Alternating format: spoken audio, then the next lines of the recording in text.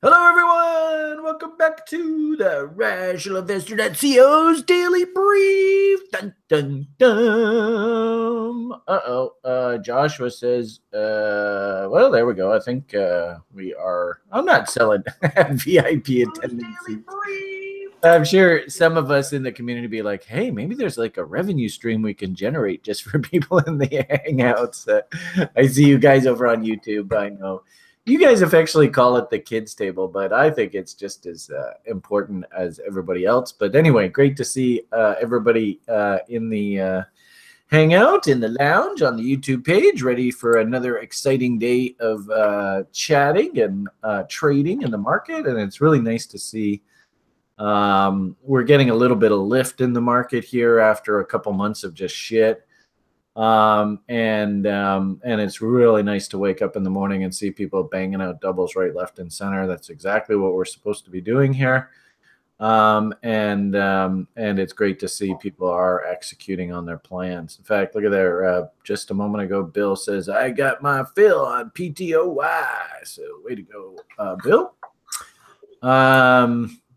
In fact, even some of the names that we were talking about here recently, Thomas posting in the lounge, HMQ, which I think we were just talking about yesterday, taking off here. So nice to see that people are taking advantage of this good information that we're imparting onto you on a regular basis. Couple quick site updates, notes that I've noticed, and you saw, the people that were in the lounge saw first thing this morning. I just get blitzed with messages all day long. Couple things I just wanted to mention before we release the bear. David doing some fantastic work on various different tools. I think, if I'm not mistaken, David was helping me on the Square, if I'm not mistaken. But it's been a while, so I think David, I'll get back to you. I haven't forgotten about you. Still working away. Randall, Square, if I'm not mistaken. Hello. But it's been a while. On mute just while I'm chit-chatting away here. Is that you, Thomas? I don't think so. All right. Yeah, okay. So it sounds like we're muted, so good to go. Randall doing some fantastic work on his Uncle Bobo indicator. Randall, haven't forgotten about you. Just was super busy with Liam appointments yesterday, so I wasn't able to get back to you. So if you watch this later on, I still want to talk. Great work, just marching away.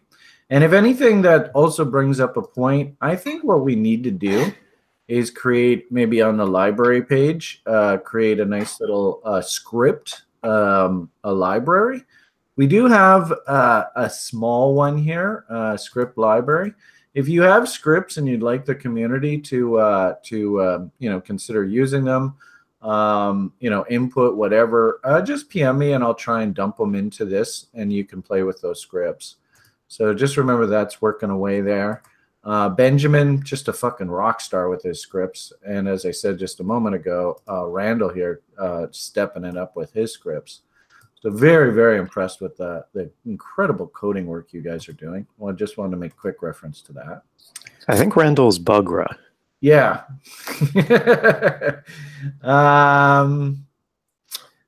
Yeah, I think, if anything, we've found out what Bugra's real name is. It's his coding alias. Yeah, there you go. Randall, the coding alias. If you like scripts, now, understand working with scripts is a little bit more advanced, and we never take a trade off any one single reason. So, of course, we need to be working within plans and understanding risk management and what does our setups look like. But these scripts that these gentlemen are putting together, and maybe even ladies too, just fantastic stuff. Just beautiful, beautiful stuff. Quick mention, people have been sending me a couple news notes, and I thought this was interesting. Curtis sent me an interesting write-up on CoinMarketCap. So be careful here, guys. We all have to understand this is an unregulated space. There's no guarantee about anything here. And I thought it was just really interesting that this gentleman had pointed out, this, gave me this article, pointing out that maybe some of the information that you're being told by these sites isn't 100% accurate. So just please understand that is an unregulated space, and I just wanted to, you know, I'll even put this link in the lounge if you want to read up on it. But it's just good, you know, sort of, you know, let's be honest, let's be straightforward, know exactly what we're dealing with in this space. I thought that was a great article. Thank you, Curtis. I really appreciate that. Tim, our local China insider, actually brought something to my attention here, which I thought was kind of interesting. It turns out that, of course, you know, everybody wants to get in on the Chinese market, right? You know, 100 years ago, they fought the Opium Wars over trying to, you know, actually 100, geez, I guess about 150 years ago. Who's going to get their way into the Chinese market? And of course, the Chinese remember the Opium Wars, and they remember how the West really fucked them over. So it doesn't really surprise me that, you know, what you hear now is China first policy, China first. And frankly speaking, they got every right to say China first. So I thought it was just interesting. Tim gave me a really interesting article on, and I've seen this before. This is really interesting. If you actually ask people in China about like sort of good quality, they always talk about like, oh, the Western products. Like here in North America, we look at a Ford and go, oh, that's a piece of shit. Overseas, they actually look at like a Ford as like a good quality car, which I find fascinating. But anyway, this is just an interesting article to show you that in a weird sort of way, what's ending up happening here, if I understand it correctly, is the domestic auto manufacturers are now trying to lobby that they want to get rid of this. You have to have a foreign subsidy to build factories in China. I mean, I don't understand the complete nuances of it, but a really interesting sort of perspective on the Chinese internal economy and how like domestic auto manufacturers are all upset at these regulations that Big Brother's put in place to try and prevent the foreign companies from dominating the space. It's just fascinating to watch sort of the wheels of international commerce turn. So I just wanted to give a shout out. Thank you very much, Tim. And I love the way Tim sort of keeps me honest, because sometimes I'll go on my rants, goddamn, you know, totalitarian dictatorships, blah, blah, blah, blah, blah. And Tim's like, well, Brian, calm down. So thank you, Tim. I appreciate that. All right. And a couple things I just wanted to mention right off the top of the bat. Obviously, we've had a lot of interest in our day trader group. Hey, there you are, China Tim. Just wanted to give you a shout out there.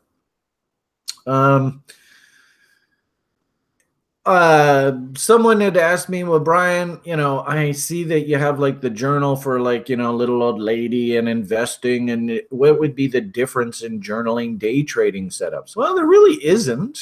I mean, it's the same shit, just, you know, in a microcosm. So this person asked me, you know, do I have to create a specific journal around day trading? And no. The simple fact, you know, components for your journal need to be, number one, how do I feel? Number two, what did I see? Number three, what did I learn today? And it doesn't matter whether you are a higher time frame little old lady or whether you are a day trader. This is our life. And you know, I was actually really impressed. There's you know, one news site member, I won't, you know, shout out by name, but you know, I'm sure everybody here when I talk about this is going to know exactly who I'm talking about. But I was a little concerned that this person was just sort of, you know, flying off the cuff. He booked a whole bunch of tutorials, working really hard. And I actually gave him a shout out today because here's our day trading group. And this is a working group. We all have to understand this. This isn't hop into the chat room and we're just going to throw around our opinions. This is a working group. So I want to see setups. And when I came in this morning and you see, you know, Brian's working away his crude setup, got stopped today, big fucking deal. You know, it's just the way it goes. Got a Bitcoin day trade setup going. You know, Jacob, sort of our founding member, he's working away diligently on his setups. But I noticed this morning when I came in here today, not many setups are being posted. I see James posted one, and, you know, good that he's acknowledging that he got stopped. But I'm not seeing a lot of setups being posted here. And then I come over to this gentleman, and I'm like, damn, this guy's fucking working. This is exactly what I want to see. And I even wrote here, right? Wow, this guy is really serious about this. Way to go. Keep taking the setups. Now, you don't need to be risking any money here, but please understand, guys, this is a working group. I want to see work done here. That's the whole point of this group. It's not just to sit and you got to, if you want to be part of this group, I want to see you hunting setups and logging and tracking and seeing how you're doing and then studying your performance. It is a working group. So I got to give a big shout out to Rizvan.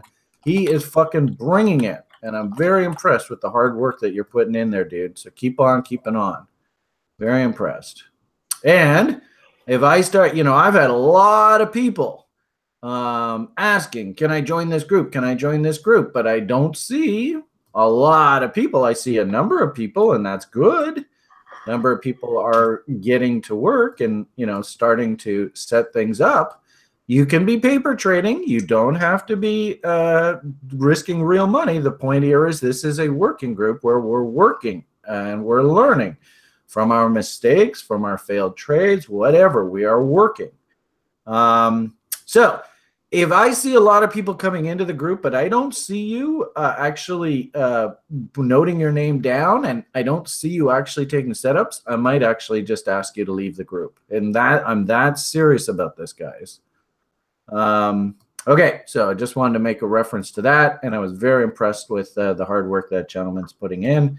And just keep on, Rizvan. You'll get this. Just keep on working every single day. Just keep coming to the office. Just as we said with Arnie here, how do I feel? What did I see? What did I learn? Because every single day you can always learn something. So, all right, those are my rants for the morning. And now it's time for your favorite. What do we call a bear? The bear, it's an omnivore, right? Isn't there like a specific name for bears? Don't they have like a scientific name? Anyway, kind of ruined that intro, but nonetheless, straight from Salmonville, Mr. Bear himself. Thomas, how you doing, buddy? Hey, what's going on? All right. Not much, but other than Brian going a little crazy, but how you feeling today, dude? I'm pretty psyched. Everything looks really, really interesting. Lots of names popping up, lots of things going on in the market, lots of money to be made. Yeah, this is and I love this time of year. Spring, obviously, feel a little better. In fact, actually, the blossoms are coming out here in Vancouver. And I can feel the hay fever coming on. So that's the one shitty part. Not hay fever, but, spring allergies. But I love this time of year in the market. This period from now till about mid-May, June, this is the sweet spot, everybody. This is the honey pot. And what's actually interesting is if we actually look at the breadth indicator, you can kind of see the honey pot setting itself up here in the stock market too. It's not an accident that our short-term breadth indicator turned up. And I've told you about this before. When you get the short-term breadth indicator pop, but you have the long-term or medium-term breadth indicator slowly turning, this is like the pocket where the cool trades all seem to fire. We had a bit of one here back in February where, the counter trend rally took the market back up top. And here we go again. And if we go and look at the S&Ps, I think you were even mentioning this yesterday, weren't you? That it sure looked like they were trying to bottom this market down at the bottom of this trading range, eh? Yeah, it looked like a rounded bottom was coming in. Yeah, so our breadth indicator suggests that, hey, look for some sort of pivot. Price action itself, remember we had this, it's not a key reversal, but this was an engulfing bar, so that's pretty powerful bullish signal. We're chopping away here, and, shout out to China Tim again. Is the rhetoric that we see in the market about trade wars, is it actually anything to do with these trade wars? Or is it just the market guys fucking around with the public to try and get them to balk, Interesting, Thomas has on his screen Mr. Happy himself, the totalitarian dictator of the day. There he is, Mr. Z. Is that how you pronounce his name? Z? Xi Jinping, I think. Yeah. All right. Anyway, there he is. What's your take on all this? So this came out today. He had a speech that was roughly 40 minutes long about how he's going to be cutting tariffs on car imports. And I think that was positive news for Tesla. We were talking about Tesla yesterday, and I'll bring up a chart on them shortly. But the most important thing to take away from this 40-minute address was that he never mentioned the trade friction with the United States or Donald Trump. And that was, I mean, the market basically took away from that there was no trade war anymore. Trade war is off for now, and the market's rallied 500 points last I checked off of the lows from the last few days. So this kind of address, while does not specifically address any type of trade war, is obviously taken as positive news. So it's nice to see that. Can I just make one little point here? Yeah. We have to be careful, guys. The stock indexes are so high right now that in a weird sort of way, we almost get a little bit of sticker shock here, everybody. Long time working in the stock market, what we really actually want to follow is percentage moves. So we're going to get days where the market's up like 400 or 500 points. But what we really need to be watching, and the reversal sign in markets is greater than a 2% change in the underlying index. So you can see, yeah, we're up 430 points, but it's only 1.8%. So I just noticed this talk recently. Because the indexes are so high, 24 fucking thousand on the Dow. This is crazy. But, we're going to get these massive 100-point swings, but we have to be cognizant of really the rule of thumb in the market, and especially if you're following your junior stocks and stuff, is 2 to 2.5% move. That's what's going to catch the trader's attention. So ironically enough, 500 points doesn't even take us to that 200% or to 2% level. So I just wanted to make reference to that. You see, headlines, Dow's up 500 points, but really, is it really that big of a deal? No. So I've heard us talking about that recently. Let's not get too wrapped up in the actual net number. What's really important here is the percentage. So I wanted to make note of that. But before we move on, just so I'm on the record that everybody's heard my rant about that. Sorry, guys. And sorry, Thomas. No, that's key. You do want to make sure you're paying attention to these numbers. It's true. It is sticker shock. You see 500 points, you're like, everything's coming back. Stock market's going up. And the other way around, too, right? Totally. Dow's off 500 points. The sky's falling. Well, not really. Yeah. So, I mean, it's interesting that for 40 minutes, he didn't talk about anything with the United States. So I'm not sure if some backroom deal was made where Trump called up the president and said, hey, listen, don't say anything. We need things to recover into the May period or through tax season, whatever that may be. And if they didn't, then he's certainly leaving the door open to make comments later. So it's almost as if he's dangling the U.S. stock market by its strings, and he's the puppet master right now. All he has to do is make a public announcement that, China's going to impose tariffs on some specific industry that the United States is big on. And sure enough, he could drop the market with a 30-second, a little clip that he releases. So really scary stuff that a guy like that can have so much power on the market. And we've seen that over the last few weeks. Again, just, trade war on, trade war off. And you can see how the markets react just from something as simple as, him not mentioning something for 40 minutes. So it's pretty scary to see that. I look at that Tesla chart and all I see is a big honking fucking bull flag there. Yeah, so that's the other thing. I think this helps Tesla a lot with the potential imports into China that they can send over there. And this is kind of what we were saying. This recovered a little bit. It's interesting that the news came out today and didn't really shoot us to new highs as much as what happened down here at the bottom. So there's some other news that I didn't pay attention to that was responsible for this giant move up here. But you can see, and we talked about this yesterday, so we don't have to mention any kind of areas that you want to be looking to reload short. But for now, the general direction of this looks to be up. as well as the I rest of the do an market. AB equals CD off of that. I bet they're going to take that motherfucker to new highs. Wouldn't surprise me. Yeah, Excuse totally. my French. And there we go. It looks like. Yeah, and then oh no, look at that. Oh no, no Yeah. new highs, but they're definitely going to take it up right up against the top there, right? Yeah. It's Isn't cool that stuff. cool I how mean, this shit lines up? Man, it's incredible, eh? once you see one reason, you start to see 1,000 other ones. Well, three's the magic number, right? Yes. How's 3 your reasons. look at Cokehead. Cokehead's trying to turn up here, eh? Yeah. Once that pops up over the red, then we've got a clear buy signal on that. And I like to see a W pop in there, so that'll confirm. You can see the last W. This is interesting. I mean, this confirmed a W down here. I'm sure on the shorter time frames that was more interesting. But as far as other tech sectors, I mean, we mentioned this yesterday, so we don't really have to cover that. But as far as the markets, I think the only other thing that I wanted to look at was the dollar. And I know you mentioned yesterday that the dollar looked a little heavy.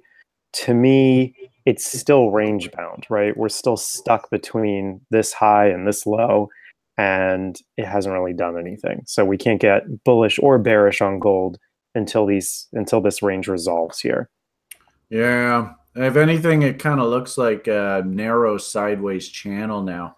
Probably you could do a horizontal level off of those recent lows, and then a horizontal level off of that 90.93, whichever way she breaks. That's probably going to be your direction. And Yeah, there, I agree. and there. Yeah. Yep. So we're stuck, but I mean that's good, okay. right? And in my opinion, that's okay, right? We don't really want inflation to be runaway here. Ironically enough, just like Bitcoin, what we'd rather prefer to see out of these currencies is just stability. Anyway, that's just my 2 cents. That would be great. Imagine that. All right. Shall we move on to crypto? Bucker's in the lounge. So Randall, he's actually posting his, I guess, his latest script there in the lounge. So one of these days, Bugger, we got to get you in here to try and explain how your script works. But I see Bugger is posting in the lounge, so I thought I'd give him a shout out though. Hey, there he is. Hey, Bugger. All right. Sorry, a terrible interruption. Continue, sir. Let's move to Bitcoin. Bitcoin tastes great. All right. So I want to make spot coins, right? Sorry. those smoke great. All right. So I want to make a quick announcement about Mt. Gox. So we've been worrying about coins coming out and hitting the market and pushing the price down lower. And there's a document that has been released by a big law firm in Japan. I'm going to butcher their name. It's Nishimura and Asahi is the name of the law firm here. And they're responsible for the creditors that are interested in getting their money back from this massive collapse of Mt. Gox. So the goal here for this law firm was to get Mt. Gox out of bankruptcy and move it into what's called civil rehabilitation.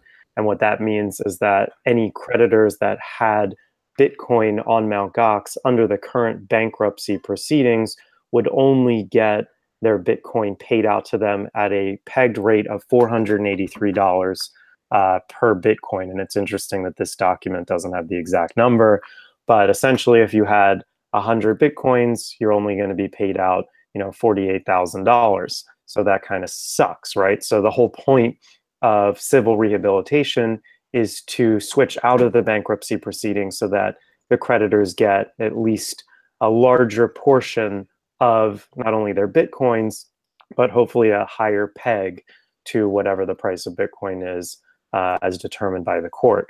So that's still up in the air. But as of February 28th, the examiner submitted a report to the Tokyo District Court that basically said that a decision to commence civil rehabilitation proceedings is reasonable according to the court on the condition that the court states that measures taken to ensure the benefits of the bankruptcy creditors are satisfactorily established. So the court is open to civil rehabilitation. We just haven't moved to that officially yet. And the court wants to hear some plan or essentially something that guarantees that everyone will get a fair share of what's needed.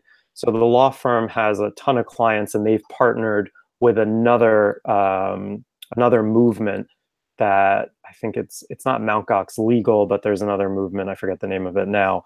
But the two of them have released this document here that they want everyone to fill out that says that they're a creditor of Mt. Gox and that they want everything to move to civil rehabilitation.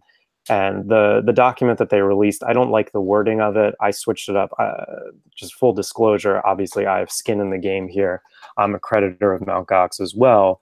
And I switched up the letter and switched up the wording. So if anyone is a Mt. Gox creditor, make sure that you get this, fill it out, put in your creditor number, and there's some instructions for sending this to the trustee, and there's an email address on that. So if anyone needs that, I'll post that as a comment on YouTube, or you can reach out to me. So yeah, what's that? Did you put that letter together? I did not put. This was by the law firm in Japan, but I switched up the wording here. Can you post that link in the lounge just if there's anybody on TRI that would like to do that? Yes, I certainly will. You're the fucking man. Yeah, whenever I hear Mt. Gox, I think of one guy. There was a guy when I first got into Bitcoin. He's got a funny name, Flapper, Flubber. Anyway, and anytime I think of Mt. Gox, I always remember he said, well, I lost like fucking $500,000 on Gox. So I'm sure a guy like that is just like tickled pink at what the developments are here. But anybody that is at TRI that's been in the game long enough, and you were part of the Mt. Gox, you guys fucking got off damn lucky here. You actually might get your money back. That's incredible. So thank you very much, Thomas. That's fucking brilliant. My pleasure. So we've got the links posted there, so I don't want to spend any more time talking about Mt. Gox. It's painful enough for anyone who's involved. But we should move on to Gemini. Gemini is rolling out their own they're rolling out block trading. So anyone who's familiar in the equity market with blockchain, it's basically, or excuse me, if anyone's familiar with block trading in the equity market, you know that block trading is essentially a way of large institutions or large people who have large funds that are interested in entering the market to funnel their money through what's called a block, which goes onto the market as a whole. So instead of putting your entire position on the order book and influencing the way that price may move, you can do it more in a discrete manner through this so that you don't screw up and change the sentiment of the market by placing like a $10 billion order to short Bitcoin, which everyone would front run ahead of you, and you'd basically be, front run to death, and you probably wouldn't even get your fill. So what Gemini is... That's from the Winklevinkles, right? Yeah, so Gemini is the Winklevoss twins. And they're launching this service on Thursday, April 12th, which starts at the start of New York trading on 9:30 Eastern time. And they're saying, and I'm going to read this verbatim, any customer can place a block order that specifies buy or sell, quantity, minimum required fill quantity, and a price limit. Market makers only receive quantity, minimum quantity, and the collar price. They do not receive any other information related to the block order. So this is cool, right? Any institution, anyone who has a lot that wants to get into the Bitcoin market, I mean, they're going to capture a nice percentage of the market here. And Andrew's commenting on YouTube that this would be also known as a dark pool, but a little more in the legal area or less, well, not legal area, but a little more transparent to anyone who wants to operate and trade through a block trading structure. So anyone that's going to participate on this, you're going to also see other people's orders if you're a market maker or market order maker. So this is definitely a new development in the Bitcoin space, because for the longest time, if you had a big position, you had to either buy this over the counter or through, also dark pools. But this is nice to have a service that is not only backed by, I believe this is registered by the BitLicense too. So there's some insurance on the money you're going to be putting in here. So it's nice to have that for anyone who's got a lot of money that they want to enter the market with. I saw a news article along the same lines yesterday, and they said that something. I saw a crazy number. They said something like over in Asia, that right now there are block trading desks that are trading some. I can't remember if this number is correct, but I think I saw they said something like $2 billion. Yeah, I think I saw the same thing. It's Asia and Australia as well. They have block trading desks as well. I don't know whether that was a day, a week, a month, what that was, but I was just like, Jesus H Christ, that's a lot of money trading hands. So, yeah, the big money is trying to get in. Yeah, no doubt about it. And here's the irony of it all, of course, is they're trying to get the public out of this space. What we have to do is recognize what's going on here and not get spooked by the public, news headlines and shit. Yeah, so I wanted to thank James for giving me that article and pointing that in my direction. Thank you, sir. James is a fucking rock star, man. James is, all of you guys, I'm so proud to know you people. It's a real treat for me. Thank you, everybody. Yeah, so let's go to, let's talk about our favorite Goldman Sachs. Goldman Sachs has lost a high-level executive to the crypto market. Oh, no. Then this article is really interesting. It talks about specifically the former Goldman vice president, Matt Gaetz, left the firm. Or sorry, this is the old other guy that left to found Block Tower Capital. But there's somebody new that just left to go join, I think it was Mike Novogratz. Yeah, so Mike Novogratz lured former Goldman Sachs executive Richard Kim to become chief operating officer at his merchant bank, Galaxy Digital. So I think Mike Novogratz was a really outspoken individual in like November and December and was talking about how high Bitcoin could potentially go. And he was also going to launch a fund or launch an ICO or a product. I can't remember what it was, but essentially what happened was he decided that it wasn't time for it, that the market was not primed for the launch of what he wanted, and he was going to wait for things to settle down. So I would imagine in the last 4 months, he's done a lot of poaching, not only of high-level executives here, but also doing a lot of research on how to properly launch whatever it is he wants to launch. So let's see what Galaxy Digital. This guy's a pretty big player too, eh? He is. Yeah. So he said, he told CNBC, we're supposed to launch on December 15th and we paused. I didn't like the market conditions as a starting point to take other investors' money. Wow, what a guy. That's crazy. So this guy's obviously put this on the back burner. So it looks like it's a venture cap firm or a small or a fund getting into the crypto space.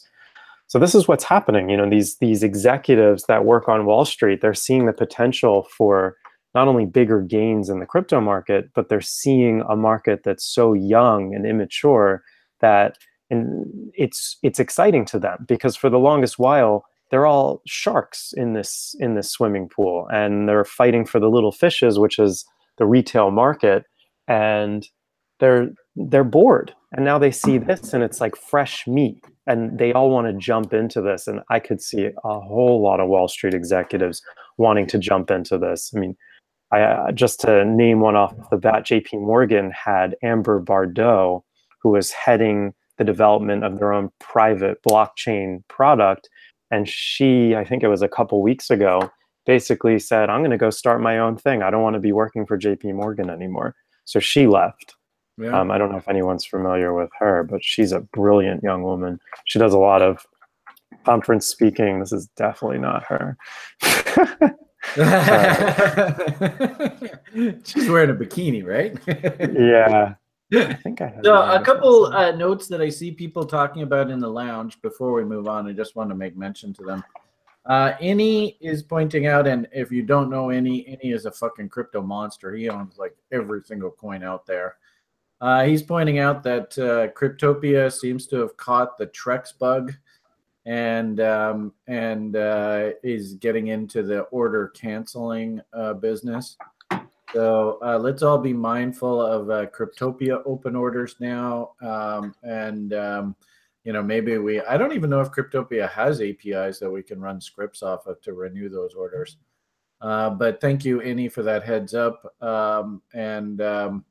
I think also too, Innie made reference, and Jeremy were joking about it. If we're really lucky, maybe we might even have like Crapsy actually emerge from bankruptcy. Wouldn't that be hilarious?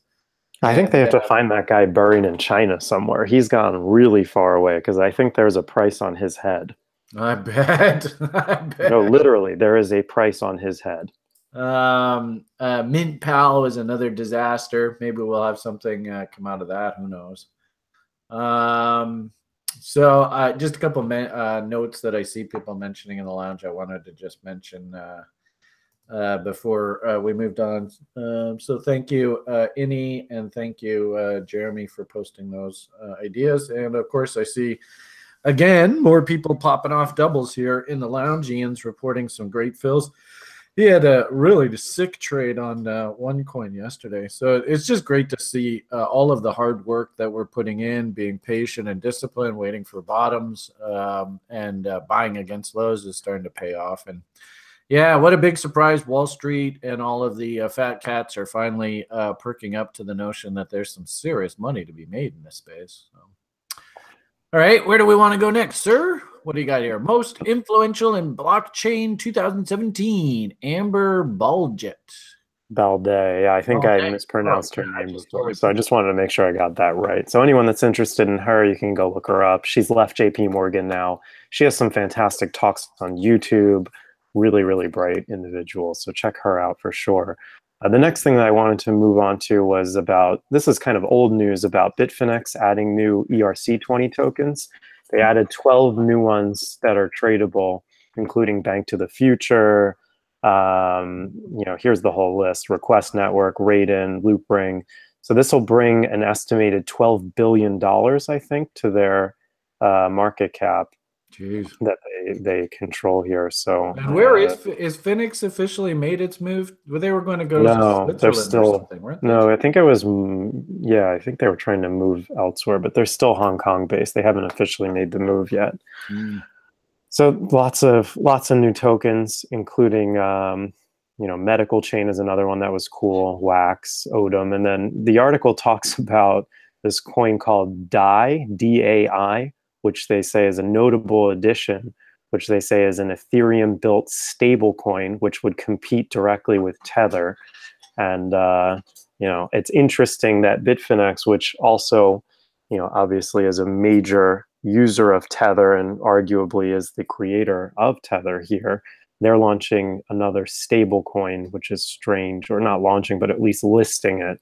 So that brings up some interesting debate as to why they list a competitor to Tether. So just food for thought there. And other than that, I think we should move on to the price. What do you think? Sure, why not? The price is right? Didn't somebody once say that? Somebody famous? What do you see? Actually, it's interesting how the bands have squeezed in tight here on your screen, eh? Huh. Yeah, they're starting. Weird. When I woke up this morning, my OKCoin charts weren't updating, and I had to refresh TradingView, and I finally got the update, so that was good to see. Yeah, same for me. My OKCoin did not update. I had to refresh that manually as well. So I'm seeing, it's interesting because OK Exchange has their own Bollinger Band study that you can put on the chart. Notice on your screen that says max devices at the same time. Yeah, I got like 20 people trading for me right now, so just kidding. Yeah, so I mean, I like that the Bollinger Bands are starting to expand here, or open up at least on the upside. So that to me is a signal in of itself. If I were to check, I mean, let's just start out going on the daily chart and work our way down. I know that we've been eyeing this potential bullish MACD divergence for a long time, and this thing is just a hair's breadth away from confirming. And you can see that anything above that blue line in MACD will confirm this massive, nice-looking bullish divergence here, and that'll send us hopefully higher. Looks like we're making a divergence in OBV too. Cute little W trying to come in there as well. That does look nice potential all around. So let's zoom in here. We've got nothing really coming in on the daily, nothing confirmed, just a lot of potential. So obviously we've been eyeing that for the last couple days. Let's zoom in on the 4-hour chart and see what that tells us.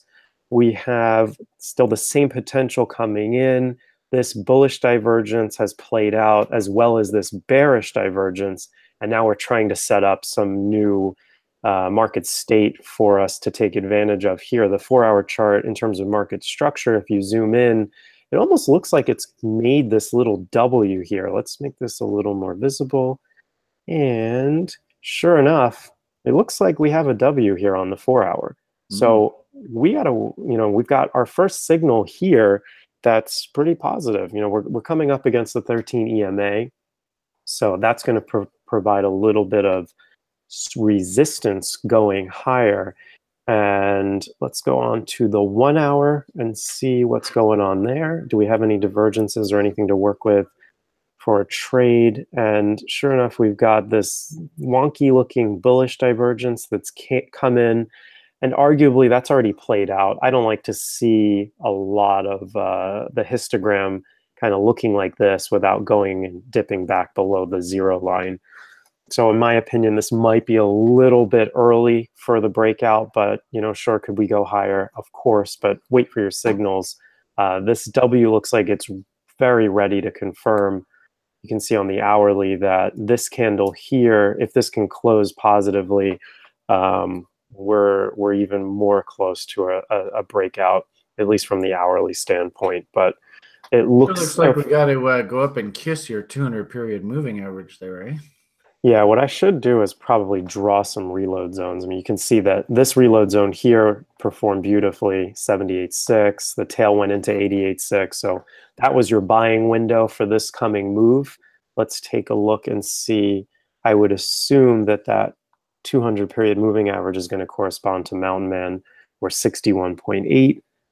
And sure enough, right on the nose. And that also is a gap in the volume profile. So that looks like a nice target on the hourly if anybody wants to play that as this closes into the hour. I don't have a reason for that just yet. I think that this divergence isn't a good reason for me. It may be a good reason for others. Or you could argue that this divergence could confirm again at the close above this area here. So it just depends on how you want to play. Nice, Steven. Good job, buddy. Steven's banging out more doubles. Great to see, Slick. Yeah, well, looking at your chart, I guess what I'm seeing, a couple things that come to mind. Look how the price acted the last time it broke the top of the band there back on, I guess it's the 8th. And then you had to have the market come back and check the original little double bottom there. Beautiful little railroad tracks right off of that check. So maybe we have to see that. We got a couple nasty little tails here that probably could be eaten here. And if anything, look at the institutional fingerprint from the top there. I'm a little concerned that if you see that one big red candle, right? Look left. If we can get back into that candle, my hunch is we're probably going to go right back up to that institutional fingerprint right up top there. And you see Thomas loves his 78.6 as a level. My hunch is if we're going to be looking for a fight and a top, probably, what does that say, 7,030.05? That's probably a really important level to keep an eye on. If we just look quickly at my chart here this morning for our day trader group, we were following, well, a couple things. Chicago, thought it was really interesting watching the Chicago boys.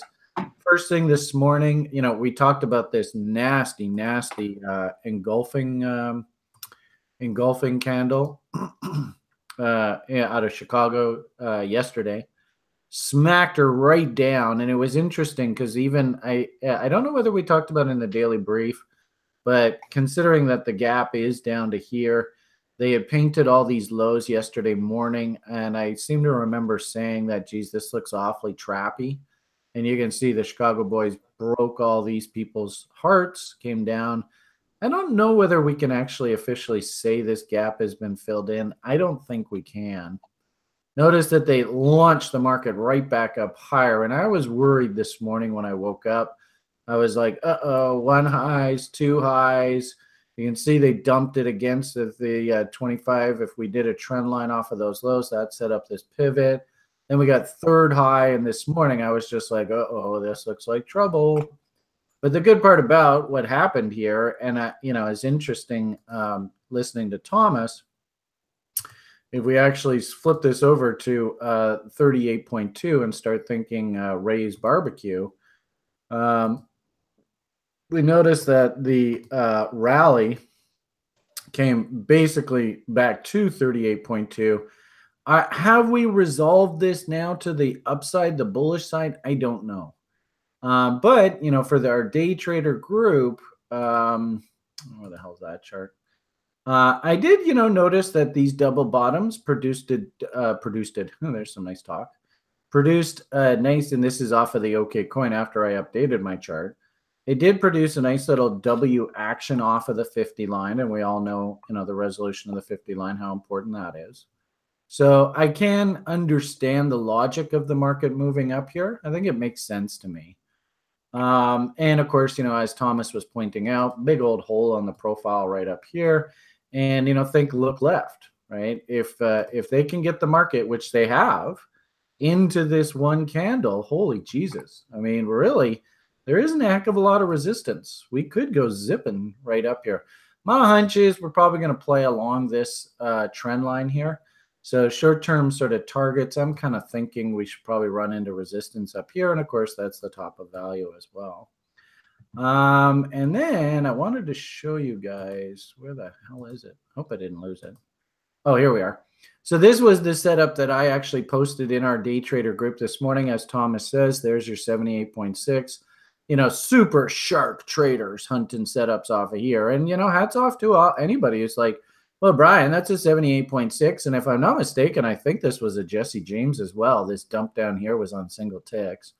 It was back to the original double bottom. And I remember we were talking about on Stamp, there's some cheeky little gaps down here. It looks like they didn't want to fill those in. And Chicago too, right? They've also got this funny gap action. So I think we're going to come back. It's just a question of, do we do it in a straight line? Market very rarely ever moves in a straight line. What I like to see this morning was you notice that on this dump lower, notice that the down volume was quite a bit less than this original dump, meaning that maybe the sellers had run out of ammunition. And you can see that the red bars just disappeared. And then all of a sudden, very quietly through all this, notice the green bars are starting to make higher highs.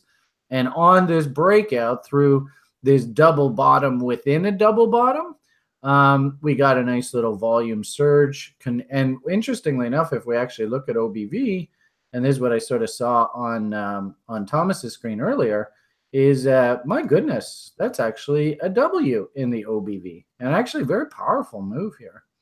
So that's encouraging. We haven't seen that kind of action in a while. So that I was pretty encouraged by that. So for the day trader group, I just simply said, we were talking in the group whether this was a textbook Ray barbecue. We didn't necessarily have a 50 line surge on the Williams percentage R. So I don't know whether we can call this a Ray barbecue or not, but I do definitely like the idea. Reload zone, double W within W within W. We actually have like 3 W's here. I actually like this trade setup. It appeals to me. For this particular day trade, we're going to apply the bot rules, and we're just going to simply, our target ultimately is going to be an AB equals CD expression. This is for my setup. You don't have to trade this way, but this is what I'm thinking. And I'm going to apply the bot rules to the trade management. So if we do get up into here, we can jump up into this area. I'll move my stop to scratch, and if she has to pull back, so be it. If we can get up against these trend lines that I was talking about earlier off other markets, I'll be thinking about locking in profits. And ultimately, I'd love to see a nice AB equals CD take us up into this level to give me a nice fill up in that sort of 72, 7,300 area. The only other comment that I'll make, Julian, like a fucking rock star, over the end of the weekend, and we sort of talked a little bit about this. Things were looking a little heavy. Willie was getting kind of stupid up here. Julian went and strapped on a hedge for TRI up top, and he covered it overnight in here. Fucking brilliance, Julian. You're just kicking ass, man. Just keep on keeping on. And as you can see, if these bullish setups work, then fucking Julian. And I love this. You know, what ends up happening with traders is sometimes you see the market clearly, sometimes not so much. And what we have to do as individuals is we have to recognize sometimes you are going to be in the zone. You are just going to be in that sweet spot. You're seeing the market clearly. You're executing your plan. You're in phase with the market action. And my advice in those situations is just go with it. Enjoy it. Wrap your arms around it. Each and every one of you guys will go through that. But at the same time, too, we have to acknowledge sometimes we're just not going to see the market clearly. And if we do have to start taking, you know, some stops and getting stops hit and stuff, then our job through that is just to manage our emotions, maybe pull back a little bit, and just ride out the sort of I'm not seeing the market clearly phase. So I just want to give a big shout out to Julian. Very impressive. Hard work he's putting in. And of course, when his model starts saying that we're getting heavy again, you can see Willie is actually gotten back into overbought zone again. So a little bit concerning. I've got this day trade setup working away here. I'm not going to touch it. And I'm, of course, reporting in the group. But you know, if Julian starts coming back to us saying that his RSI model's rolling over again, then we'll start getting ready for the down again. But for the time being, he's feeling like the down is maybe played itself out for the time being. So hats off, Julian. Wanted to give you a big shout out today. You're kicking ass. Just keep on keeping on. Okay, sorry. Threw in a whole shitload of stuff there. Sorry, Thomas. All right. Where do you want to go next, sir? I guess we got to move to altcoins. We got not much time left, but there's an article about Golem and how Golem launched their beta on the Ethereum mainnet, which they claim is going to be fully functional by the end of 2018. And anyone that's familiar with Golem, they're basically launching a network which is going to take advantage of networking all computers together to take advantage of making that network into a central or decentralized supercomputer. And this is, according to the article, one of the most, where is the quote? Probably the most anticipated ICO projects in Ethereum in the year 2016.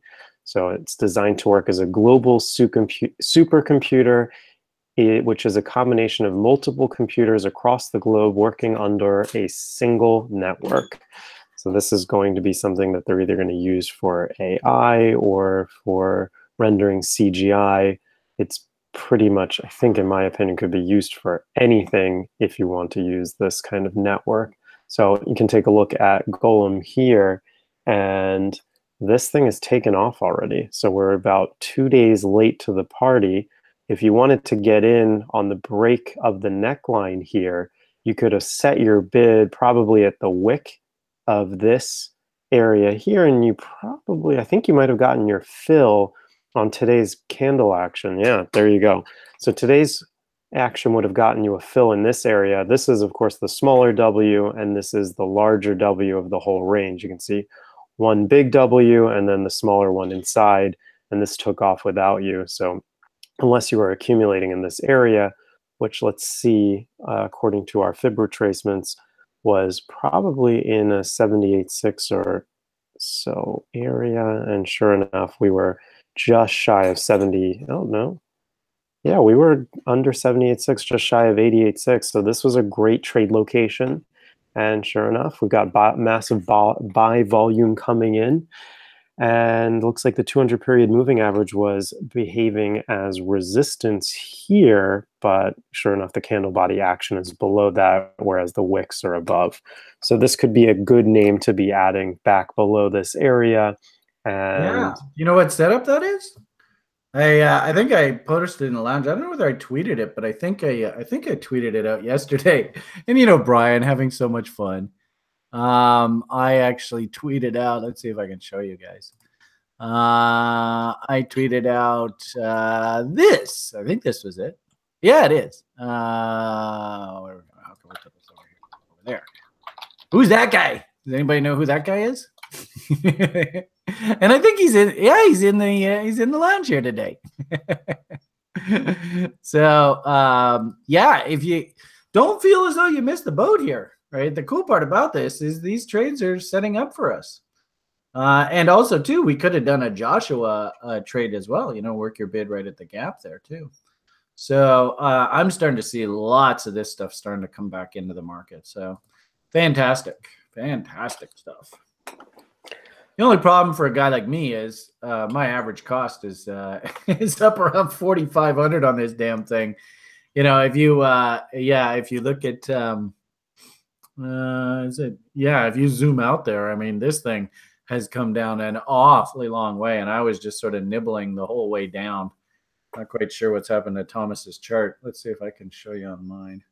Here we go. This thing has come down. Look at it. I mean, this thing was a skyscraper, eh? I mean, it was up at 28,000. And my average cost is like sitting right in this area here. So I do appreciate, and if anything, guys, this is such a good testament where, everybody, what story am I going to tell you from 2017's market? What does this look like? It's so cliche. Thank you, Jonas. Yeah. If anything, this is a great testament to you guys that we don't need to be heroes. You don't have to call this bottom here. But, if we have tools and we can just draw reload zones, we can see exactly where we should be in there hunting. Where's RLZ? There we go. And gee whiz, look how this double bottom set right off the goddamn Thomas's level. Thomas, you seem to like this 78.6, eh? It's been my favorite for about 3 years now. Once I learned fibs, for whatever reason, 78.6 has always spoken to me. And I've seen this happen a lot, where markets will come down and they'll flirt with the line in the sand. And really what we want to see, which we sort of know that, yep, okay, this shit's for real, is when it goes and actually puts in a double bottom and accepts back above that line in the sand. That is the shit. So great. And look at the freaking volume pouring in here, right? Incredible. All right. So that's my comment. Sorry to interrupt again, Brian. Jesus Christ, you do this a lot. Well, what else are you looking at these days? Do you get any other ones? Oh my God, there's so many damn coins. It's ridiculous every single day. In fact, I actually went in and bought a little one that's starting to perk up that I bought overnight. And I don't know whether it's still down here or not, but I got a little bit more on the books.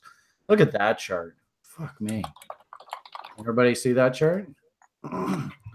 Blitz, blitz, blitz, ballroom blitz. So I went and added to my bag on this one. It looks like they're launching it here, so I don't know whether it's a good idea to chase this. But I think you need to share your screen. Okay. Oh, there it goes. Just popped up. Okay, cool. So, here's a name, and we made lots of money on this thing in the past too. I mean, look at the rally from last year. Isn't that crazy? Everybody new to this space, this is the environment that we're heading into. Are you ready, guys? Are you ready for this? Does it make sense why the Goldman Sachs people are like, oh, geez, maybe I should get out of the stock market and get into crypto? Well, look at this shit. So here we are again. I mean, look at this. Can you see? And of course, I ask, what does this look like? It sure looks like library credits to me. You can see, and everything that we teach on the course and in the class, and everything that Thomas tells you. I mean, you could, we could all, what's just even a simple 38.2 off of these lows back up to the highs. I'm not asking for a new high. Really, why we should probably just start off with like good old 50% rule. This is the most simplest tool you can possibly use in technical analysis. And yet right now, right, this is 9,200, and that's sitting at 91,000. A 50% bounce here is 10x. And that's not even saying we're going to new highs. Do you see why? This is totally opportunity is what? Is it nowhere? The public looks at this and goes, there's no opportunity here. This thing's a piece of shit. Or is opportunity now here? And look at the OBV on this thing. I mean, it's just stunning to see this stuff, guys. So build your plans, get your shit together, get it all together. Nice little pile, just as Morty likes to say, just get your shit together. All nice little pile, nice and compact. Just get it together. Oh, geez, Brian. Is that anybody a Rick and Morty fan? I like that line. Yeah, that's just good. get your shit together, right? All right. So there's an idea for everybody to chew on. I went and actually picked up a bit more of this overnight, and I do have some more bids down here. But looking at what they're doing here first thing today, work your bids, don't chase. I did buy just some off of this W. Everybody hopefully can see the W. And I got a couple more bids working here off the lower time frame gaps. Do I get filled on the lower time frame gap orders? I don't know. You never know in this space. You can see there's a gap that's unfilled down here. I doubt they're going to fill this one anytime soon. There is a cheeky little gap off of this railroad tracks. Got a bid working there. There's also a little gap right here. Got a bid working there. So if they do pull this thing back, I'm more than happy to add to this. I was going through the sheets last night, and because of this nutso rally, where the hell was that? Bear with me here a second. Sorry. Got to put my head on straight. Because of this nutso rally back here, banging off doubles right, left, and center, I actually looked at the books, and we only had 0.01 BTC left on the books. And I was like, oh, fuck, man, I got to get in there and buy some of this back now. So that's something that I'm definitely, I did add overnight to that. So that's something to chew on. But I just see so many of these coins are all perking up. And you have to understand what ends up happening in this space is the rallies are very quick. They're very violent. And then we go back into a couple months of malaise. So, you have to have the positions on. You got to have your open orders working because these rallies, they happen very, very quickly. So just be warned, if you're going to play this space, it's all good. Yeah, there's a coin that pissed me off. In fact, actually, I put a tweet out about UBIC this morning. Thomas is showing you the UBIC chart. And if anything, guys, this is such a great analogy of why it's so important to have volume confirm your breakout. So I had tweeted out a week or two ago that I was very interested in the technical setup here on UBIC. And we were getting some more interest. They were going to do smart contracts and all that kind of shit. But what I noticed was that we just didn't get any, and I'm actually surprised it doesn't have the follow through because I posted out later on that they broke the bottom, and just because the buyers just didn't show up. So this morning, I put out a tweet, and you see on Thomas's screen there, the buyers showed up. Can you guys see the difference? W, no buyers showed up. W, holy Jesus Christ, the buyers showed up in size. So if anything, this is a great analogy of why we like to have volume confirmation on our signals. Volume speaks volumes. Anyway, did you want to make a reference to this trade? I did not take this one. This one caught me by surprise too. Yeah, well, and I see this a lot in the crypto space. And if you are hunting setups, Linda Bradford Rajke once told me, you just have to, if you have an idea, try not to lose focus. Your first setup, it may get busted out. Your second setup often works if your thesis is correct. If that second setup gets busted, then maybe you have to ask yourself, well, was my thesis actually still, valid? And she told me directly that she doesn't hunt more than two. If two setups fail on an idea, then she walks away. This UBIC here, perfect example. It was technically in good trade location. I took the first setup, but then I sort of lost focus, and I woke up this morning and I was like, oh, fuck me. I hate when that happens. And hey, I'm a human. I'm just like everybody else here, right? I'm not perfect. I'm trying my best, and this one slipped through my fingers. So anyway, that's the way it goes. The good part about it, of course, is we got a whole shitload of UBIC on the books anyway, so we're doing fine. But that specific trade that I was hunting off of these lows here, looks like I missed it. Now, if you do want to get in on the UBIC story, there's no reason why you can't go in and work bids. Same old shit, different pile, right? We could probably come up with a nice shark. Oops, that's not it. On your screen. I'm looking at. Oh, look at Thomas. Wasabi Peas is breaking out here. Yeah, I think I'm going to go and grab a piece of that now. Wasabi Peas. All right, so let me finish this UBIC thought, and then we'll throw on the Wasabi Peas chart. There's no reason. What do you think the odds are? 78.6 is going to be right back against these original lows. And gee whiz, look, there's a gap. And this actually might turn into a Joby gap. Tough to say now, but let's go see what happens. Boop-a-da-boo, boop-a-da-boo. Actually, it looks like this might be like an 88.6, but let's see what we got here. Oh, that's not bad. Yeah, actually, that makes perfect sense. So hopefully, Kavarkinator, what do you see? Do you think this would line up with your thinking? Oh, I hate when it does this. 3, no, you are going to be a pain in the butt, aren't you? 300, will that work? Nope. 25. I'm just wasting everybody's time. There we go. So you can see the original double bottom.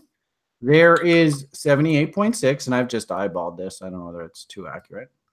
And there's a gap. Does it make sense that if we don't chase, you want to get in on this story, work your bids right down in here.